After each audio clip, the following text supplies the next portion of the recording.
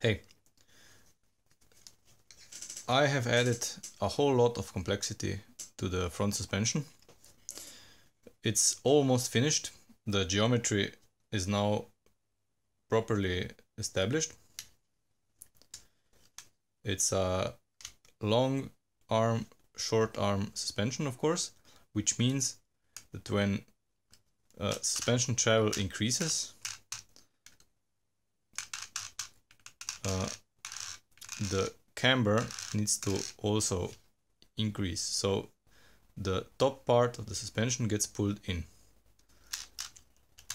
which is exactly what we achieved.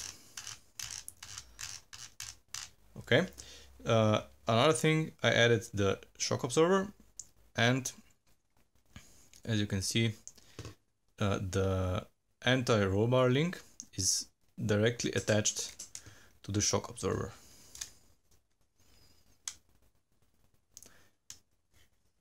It is quite a complicated setup, and the real car has a ratio of the shock absorber approximately the same as I do. This means it's 72. It's at about 72% of the suspension arm length,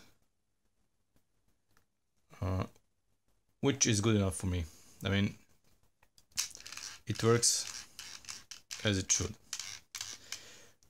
However, there is a little problem. As you can see here, this is the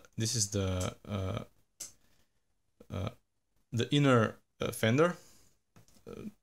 This is where the frame rail will go. But if we let me show this.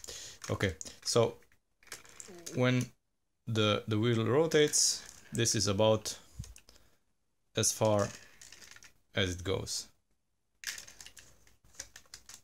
The problem is that the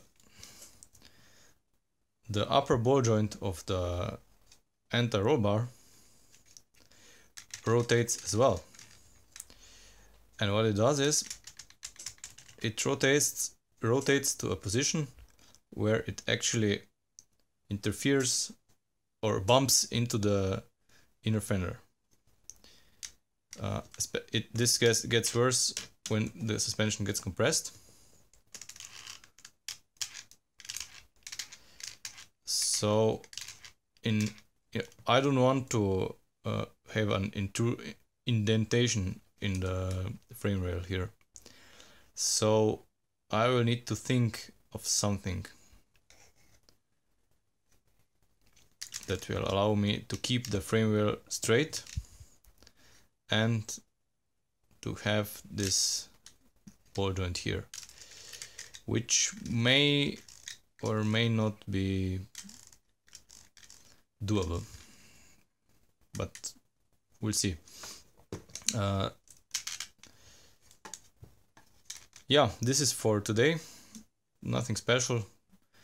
In the next episode, I will make a counterpart for this, and I will make the frame rail so that we can actually build the suspension bridge and the steering.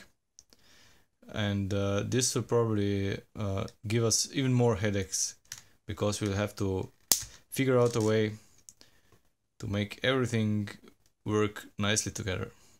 Anyway.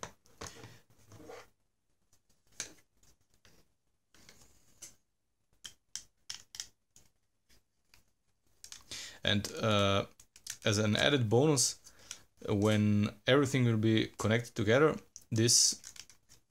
all of this will be even stiffer, since those temporary attachment points have a lot of play in them, and with the suspension bridge they will be all connected.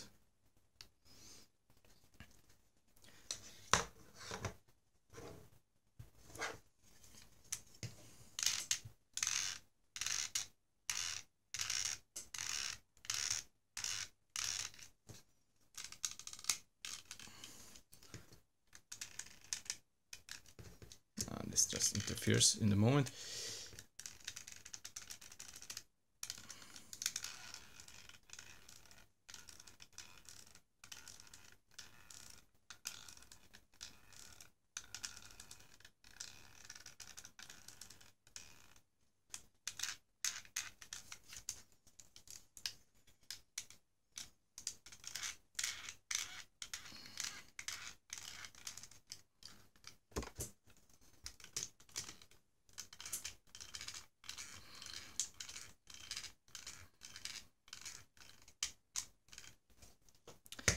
See you next time.